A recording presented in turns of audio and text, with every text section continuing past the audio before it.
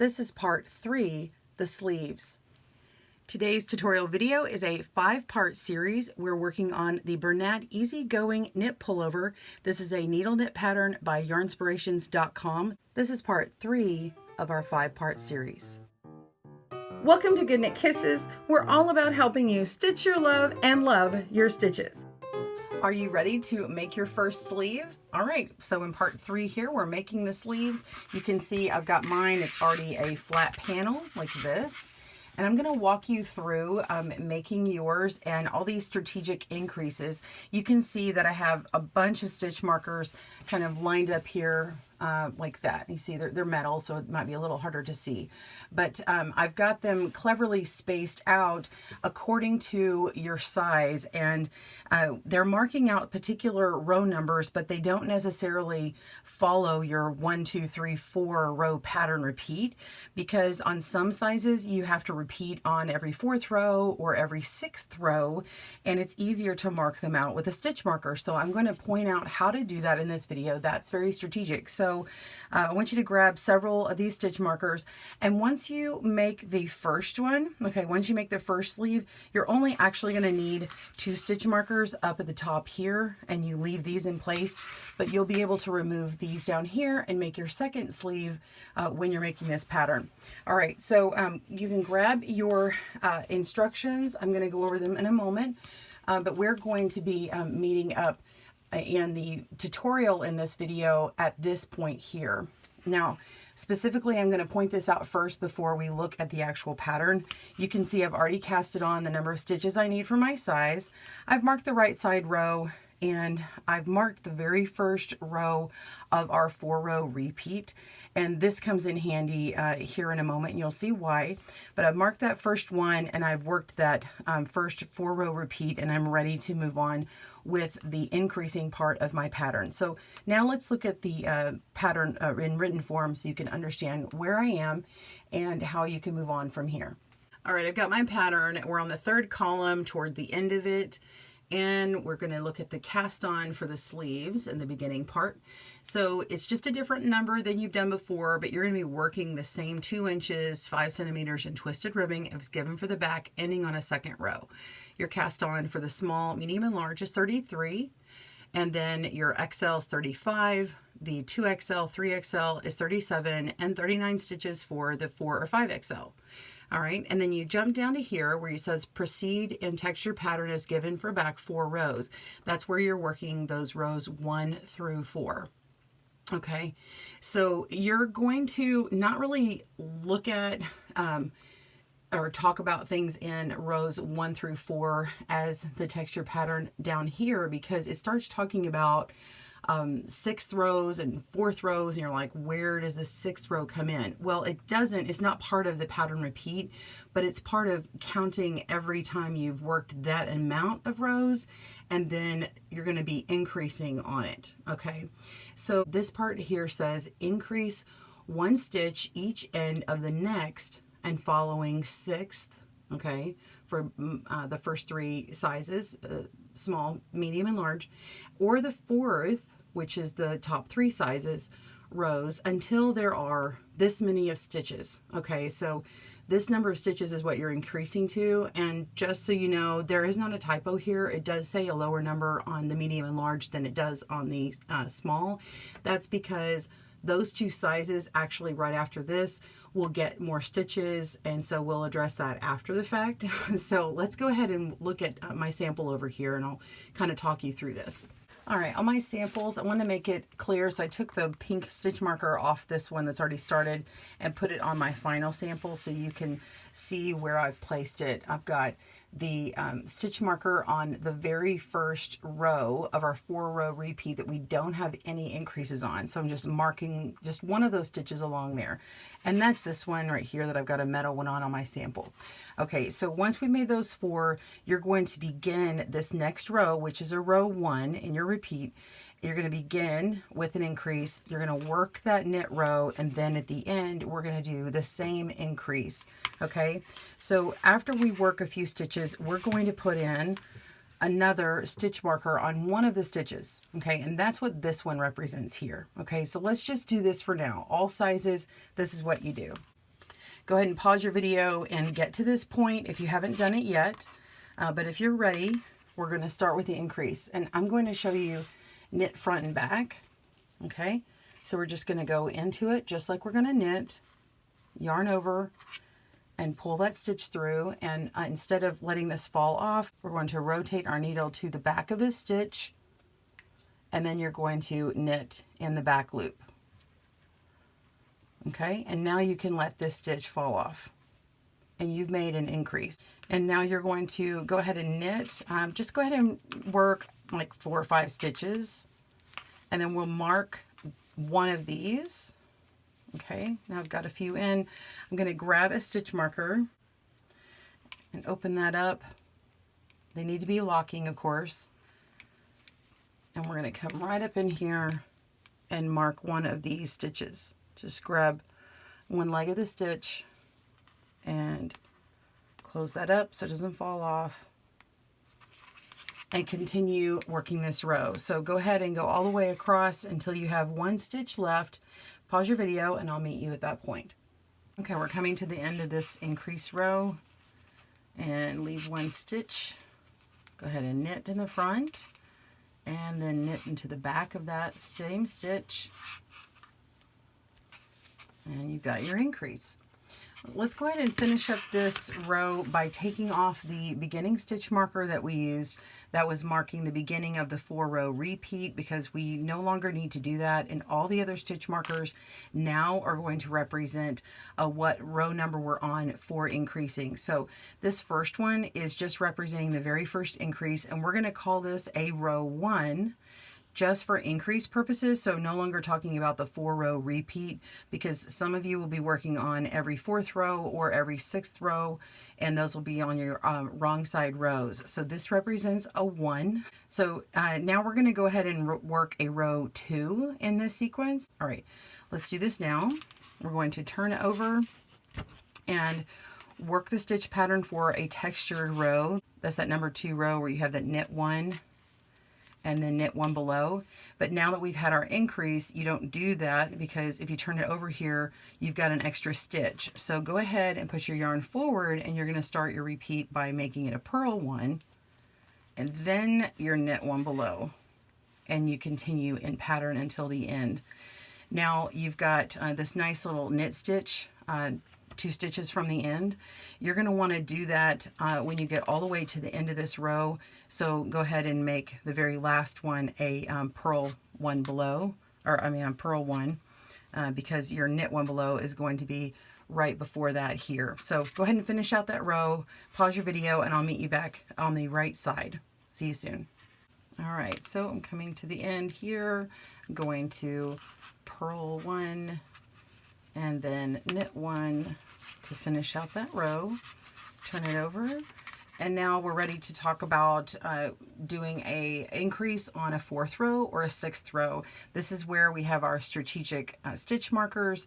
It counts the very first row right here, and then as I go along, when I do my 3rd row, which is actually about to start here, I know that the next time when I turn this over, I will do an increase. So I'm going to show you the increase if you're doing a 4th row next for your size, which is the last 3 sizes, the XL, 2XL, 3XL, and then we'll come back and I'll show you how to pin it, and then I'll show you the increase if you're doing a 6th row, the number 6th row. So you're going to make it very similar as you did on when I did it on this very first right side row. It's the same thing front and back. So go ahead and work your row 3, pause your video, and I will see you for row 4.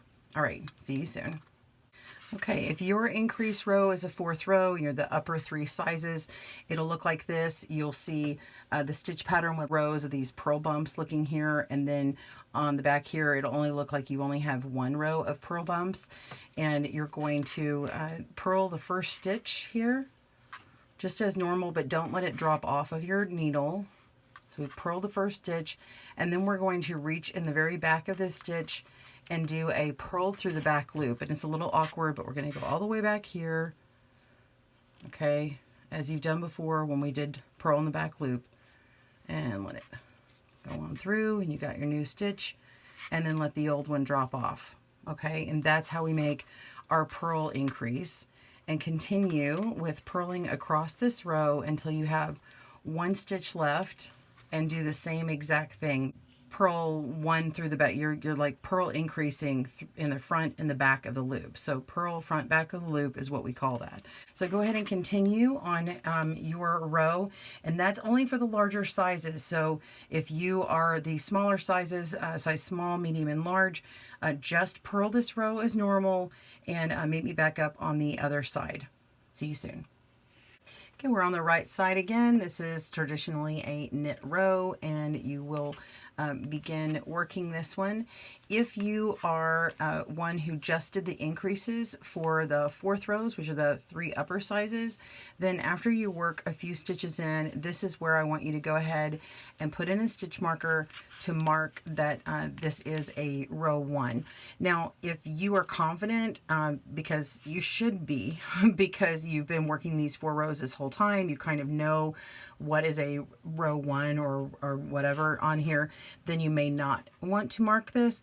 But it's also a way that you can count that you have enough stitches, so you know your main stitch number, and it increases with 2 stitches every time you mark this, every time you have an increase. And so that can help you count to your end goal of a certain number of stitches. So let me look at the pattern. So we come down here, let's just, for now, I'm just talking about the upper 3 sizes. Every 4th row, you're going to be increasing 2. And so let's come up here. And let's say you were a 2XL and you had 35. When you do that first increase, now you have 37. And then when you get to your 4th row, then you do 2 more, and that increases it to 39, and so on. And then you're working your way up to this 61 number. Okay, so the little stitch markers are going to help you with that. So let's now go to, if you are the first 3 sizes, the small, medium, large. You're working on the 6th rows, so you don't want to put a new stitch marker here.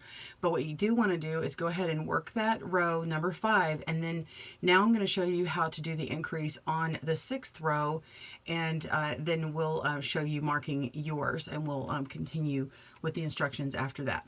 All right. So continue on for either size, knitting these. If you are on the larger sizes, go ahead and put in your new stitch marker right along on one of the stitches that you just did. Leave the old one in place and continue going. Again, this is a row 5 for the people who are working for the increases on 6th rows. Pause your video and I will see you on the next increase. See you soon. All right, so if you are a 6th row increaser, which is small, medium, and large, your increase rows will either look like one of these textured stitch rows with the knit one belows, or it'll look like what we did before, which happens all on a purl row. You're just going to knit front back when you get to one of these texture stitch rows. So go ahead and knit front back. So knit that, and then knit in the back. And then you're going to want to pay attention every time you do these, because this stitch pattern is going to shift over because your stitch count is different and the repeat is different. So I just like to go and note where that purl bump is, okay, for that knit one below. And then I know that that's this particular stitch here. So I know that this first stitch I want to go ahead and purl, okay? So a few rows later on increases, it might be that you want to just purl until you can get to that knit one below, and that would be the way I would suggest it, rather than trying to purl one below closer to the end where there might have been an increase or a little bit more difficult to do. So go ahead and put my my yarn to the back and do a knit one below and continue. Okay. Pause your video. I'll meet you at the end to show you the increase on the end of this particular row. See you soon. Okay, so we are ready to knit one in front and back of this last stitch on the 6th row increase. This is a textured row, or the original row 2. I'm trying to avoid using that word, row 2. Okay, so that made our increase, knit front and back, and then turn it over. And we've now completed 6 rows. If you are a 4th row increaser, then you would have already had your stitch marker down below here. Now, if you notice your stitches where you've marked them are falling where you have the knit one below here, let me knit in a few stitches. I'm going to show you how to shift these over so it's a little bit easier to count, because this extra purl bump makes it a little harder.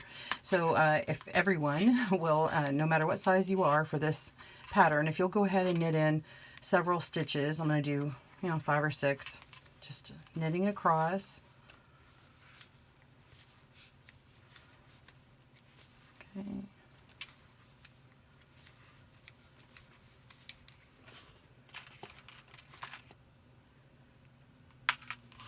Okay, I've gotten another stitch marker, and I'm going to put my new stitch marker on a row that does not have the knit one below. So I've just knit my increase on a 6, and then the one above that I just made is my next row that I'm going to call my row 1. Okay, that's where you should make it, right on that stitch and not on a column that has the knit one below. So go ahead and move this one over if you've put it in an odd spot like that. And you can follow that stitch over. I just go one to the right or one to the left and make sure it's in a column like this, okay? And just close that up. Okay, now you can see how I'm counting my either 1 through 4 or 1 through 6. You just kind of pull on that little V stitch, 1, and then there's 2, 3, 4, 5, and then this is 6, and then row 1 is here. So back to the sample here. Now you can see every time I come to an increase row, I just put the stitch marker on the row after. I know that this is repetitive. I'm just trying to make it easier because it really helped me. It sounds more, I'm trying to complicate it over here, and I'm not really, because once you get going, this makes it easier so that you're not constantly referring to the pattern. I hate keep referring to the pattern when I'm working on something, so if I can make it easier, I do. And this also helps you count your stitches. So after you do a first couple of increases, just make sure that you're on par, your stitch count is correct for the size that you're working. So you want to continue the pattern just as I've noted. I'm not going to sit and pause and tell you about every one of them, but I am going to jump to the next place for people who are working these first 3 sizes, what it looks like the next time you get to a 6th row to see where it falls. Okay, so go ahead and continue working until your next increase, and I'll meet you at that point, and then we'll talk about the remaining parts of the pattern. See you soon. Okay, so our next row is going to be an increase row on a purl row, and if you're using the 6th one, I've got my marker here at row 1, and then we've got 2, 3, 4, and 5. I've already gone all the way across, and now I'm ready to work my purl front and back of the loop for an increase. So again, that one looks like this. We're going to put our yarn in the front of the stitch, purl that stitch, okay, and then swing around to the back and purl in the back of that loop, just like that. Let it drop off, and then continue by purling the row until the very last stitch and increase that one as well. And then when you turn over, you're going to mark that again after you work that. So pause your video and I'll meet you at the last 2 stitches and show you the marking one last time, and then we'll give directions to move on. See you soon. We're on our last stitch. Go ahead and purl in the front and then purl in the back of that loop.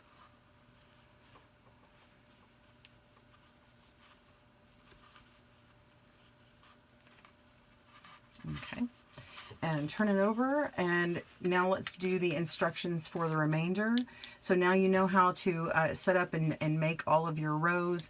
You're going to continue on. Go ahead and work these for several stitches and mark that row. Don't miss the opportunity to mark the row. You're not marking this one, you're going to mark the row that comes after this. So go ahead and work those several stitches, mark it, and then keep moving on. So now let's look at our stitch markers over here. I want to show you, I have, it's kind of hard to see, I understand. Let me kind of fold this so you can see it. I have all these stitch markers here. So for the smallest size, I needed like 7 or 8 stitch markers. And then if you're going to do the largest size, which is like the 4 or 5 XL, you need really like 11 or 12. And the reason why I say 11 or 12 is because where your 12th increase occurs, this is actually my 8th increase on this size, which is a small.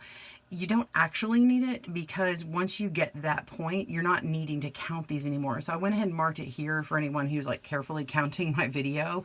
But you only need 8 to 12 stitch markers for each size. Let's go over to the pattern and I'll show you what's next and what you do with all of this. Okay, so here's our sleeves. We're at the bottom of this pattern. We've continued on until our stitch count is right here. Okay, so you're going to pause your video and get to this number using all the skills that I just gave you.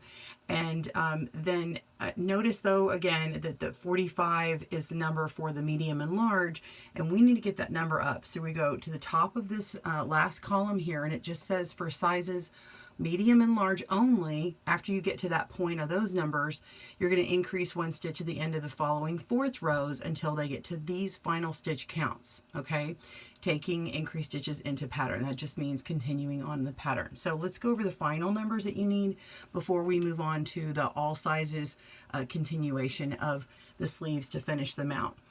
So the final number you're going to need is 49 for the small, and you're going to need 55 for the medium, 57 for the large, and then 61 for both the extra large and the 2XL, 3XL, and then 63 stitches for the 4 or 5XL. Okay, so continue that and pause your video, and when we come back, you will be at this point here, and we'll see you in a moment. See you soon.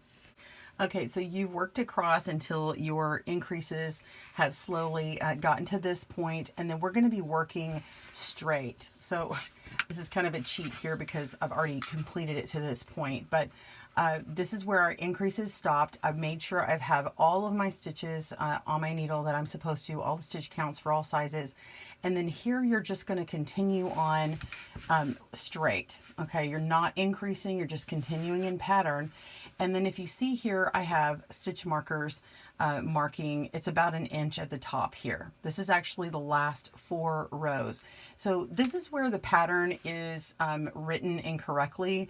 It's just a small tweak in the pattern. Let's go over to it. I want to show you what the deal is. So I know that was terrible grammar for all the people correcting me, but look at all sizes. You're at this point and you want to continue even in the pattern until your sleeve from the beginning measures these numbers.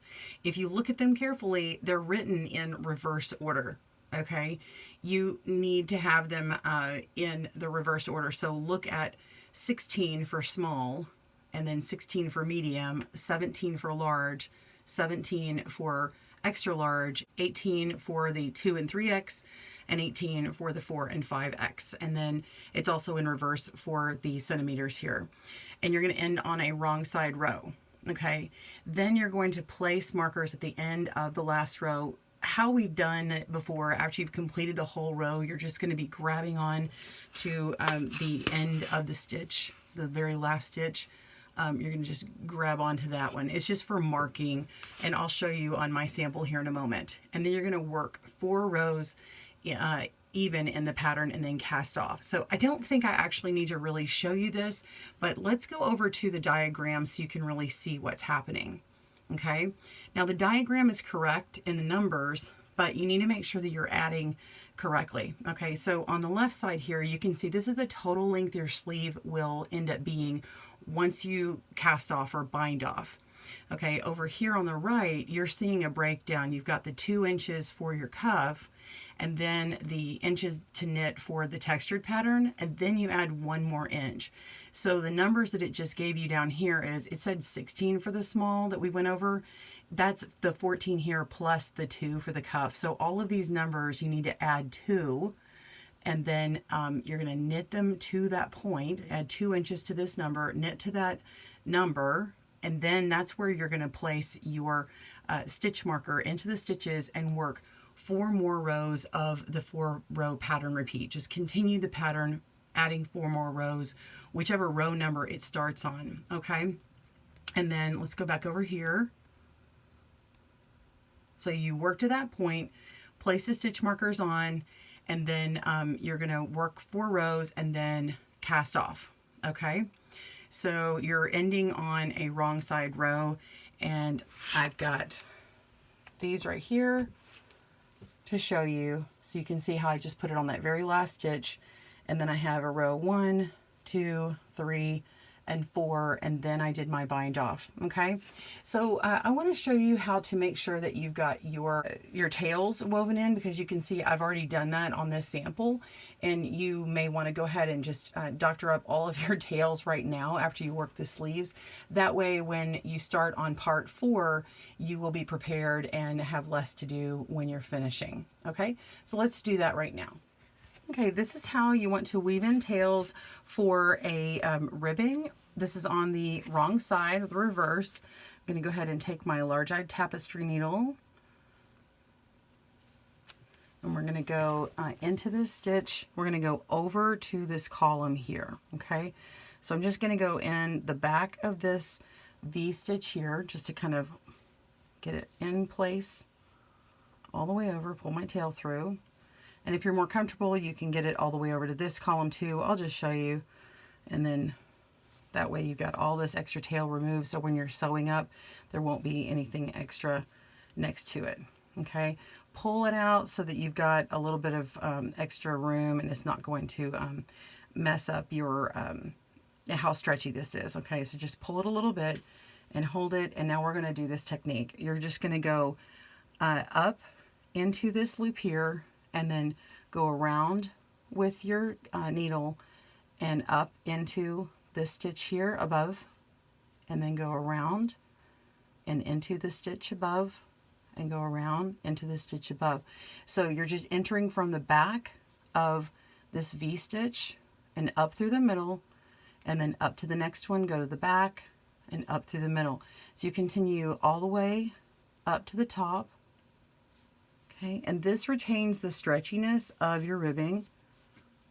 All right, once we get all the way up and you have no more to do, go ahead and pull on through. Let me get this tail out of there.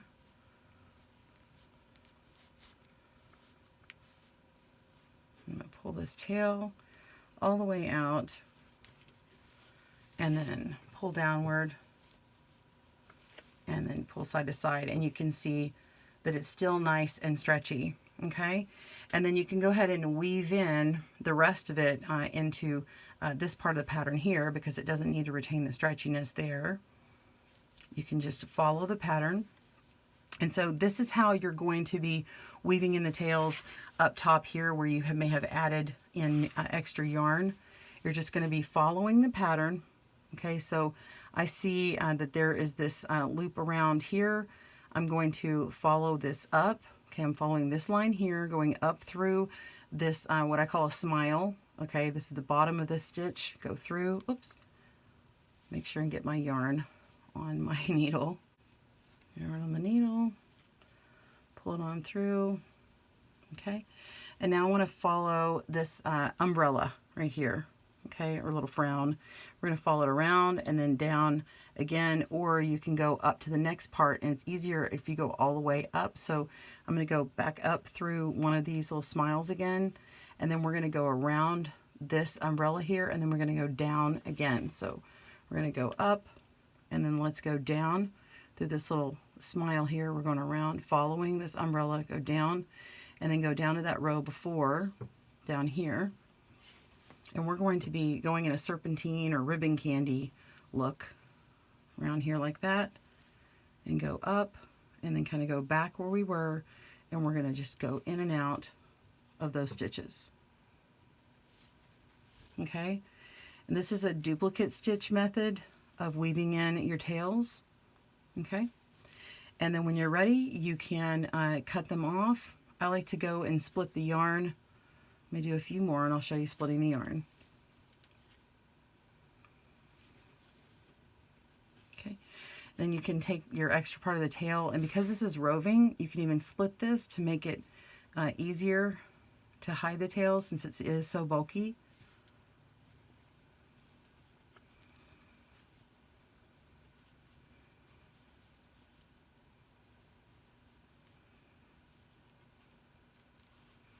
Okay, so now I've got 1/2, and I can continue weaving in the same direction that I've done before, following that stitch pattern. Okay, and then when I'm ready, I'll just keep going all the way down here. Then I can do this other one, go back in the opposite direction, and then I can trim it off, and it'll be all done. Well, I hope you enjoyed making your sleeve and learning how to do that. Be sure and make 2, of course, and then we'll join back up for part 4, where we will be putting the front and back together, sewing up the shoulder and adding the collar, and then the sleeves will be used in part 5 when we put it all together. All right, we will see you soon. Remember to go back to the other videos for reference if you need. Thanks for joining us today, where we help you stitch your love and love your stitches. See you again soon.